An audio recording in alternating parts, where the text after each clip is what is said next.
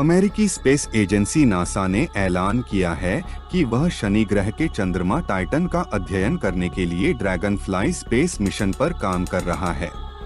दोस्तों, शुरू में जब वैज्ञानिकों ने सैटर्न और जुपिटर ग्रहों के मून्स का अध्ययन करना शुरू किया तो उन्होंने पाया कि इन ग्रहों के ज्यादातर मून्स पूरी तरह बर्फ से ढके हुए हैं और इनहैबिटेबल है।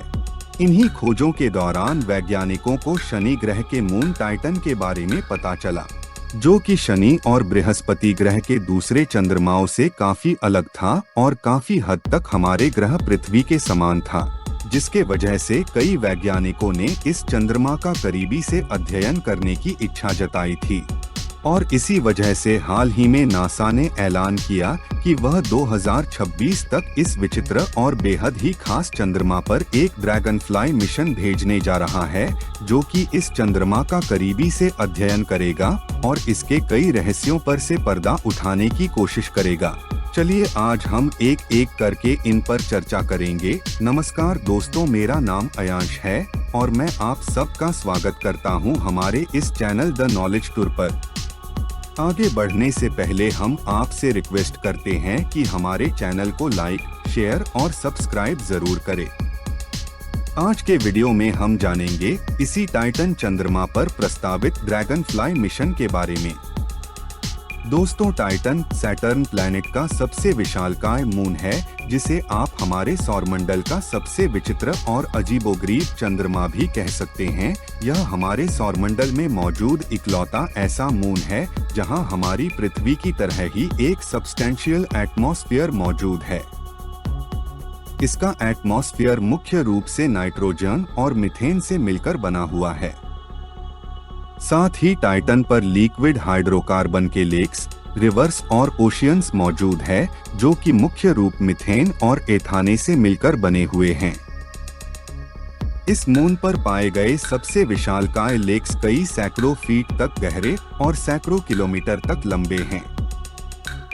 टाइटन पर मीथेन लिक्विड अवस्था में पाया जाता है, जिसके वजह से इवेपोरेट होते हैं और क्लाउड्स बनाते हैं, जिसकी वजह से कई बार लिक्विड मीथेन की बारिश होती है।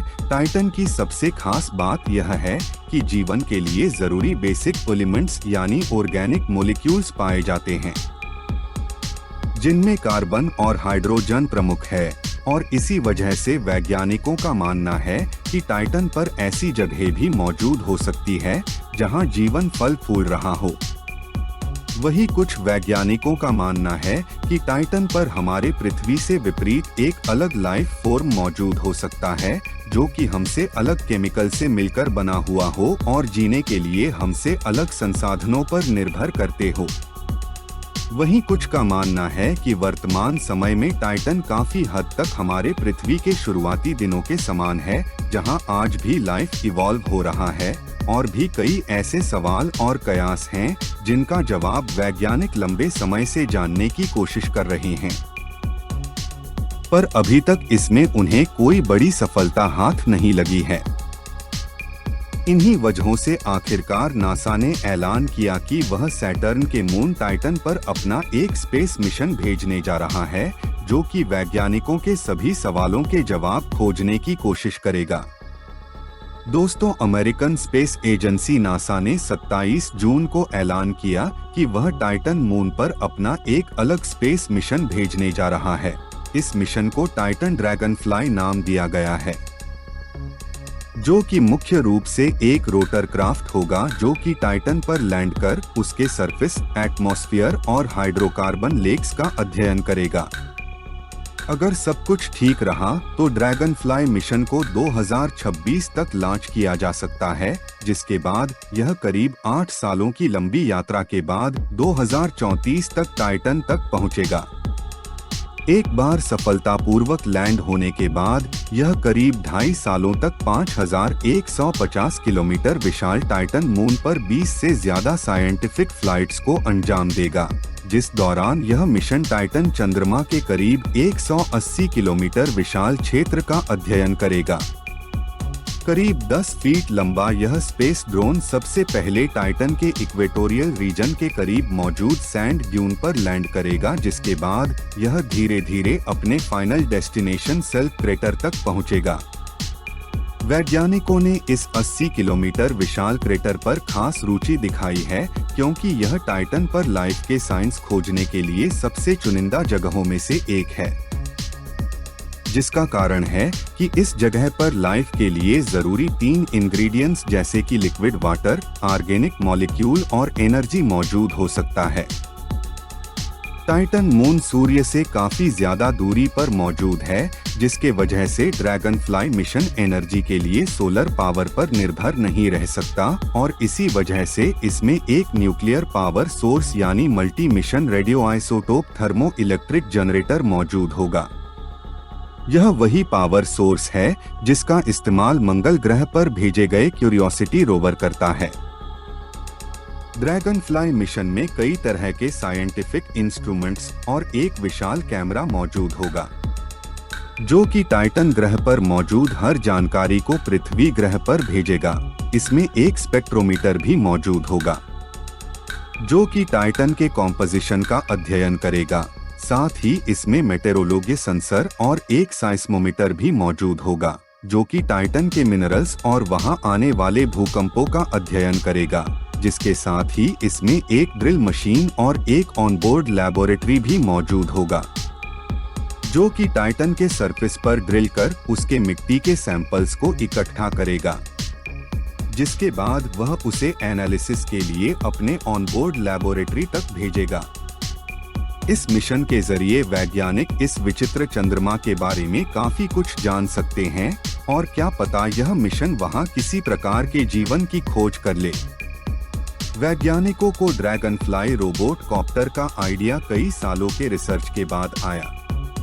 इस कॉन्सेप्ट को दूसरे कन्वेंशनल मिशन जैसे कि orbiter, lander, hot air balloons और बोट के बीच से चुना गया है, जिसका मुख्य कारण है कि टाइटन धरती के काफी दूरी पर मौजूद है, जिसकी वजह से किसी भी स्पेसक्राफ्ट के सिग्नल को यहां तक आने में 2 घंटों का समय लग जाता है। ऐसे में किसी स्पेसक्राफ्ट को रियल टाइम में कंट्रोल कर पाना काफी मुश्किल था और टाइटन कई तरह के रहस्यों से भरा हुआ है, जिसके वजह से वैज्ञानिकों ने किसी प्री प्रोग्राम्ड स्पेस मिशन पर काम करने का फैसला किया, जो कि खुद ही एक जगह से दूसरी जगह जा सके और टाइटन चंद्रमा पर मौजूद खतरों से खुद ही अपनी रक्षा कर सके।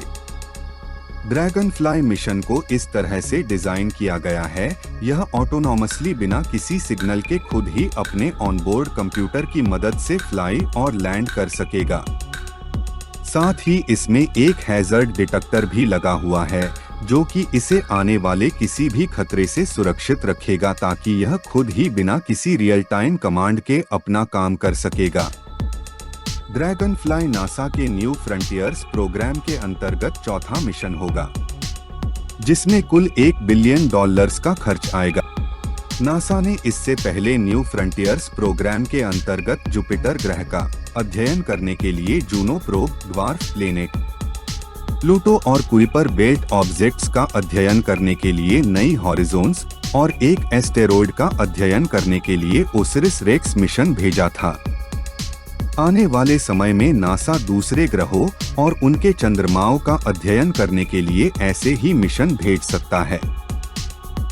ऐसे में आपका क्या सोचना है, हमें नीचे कमेंट कर जरूर बताएं। धन्यवाद।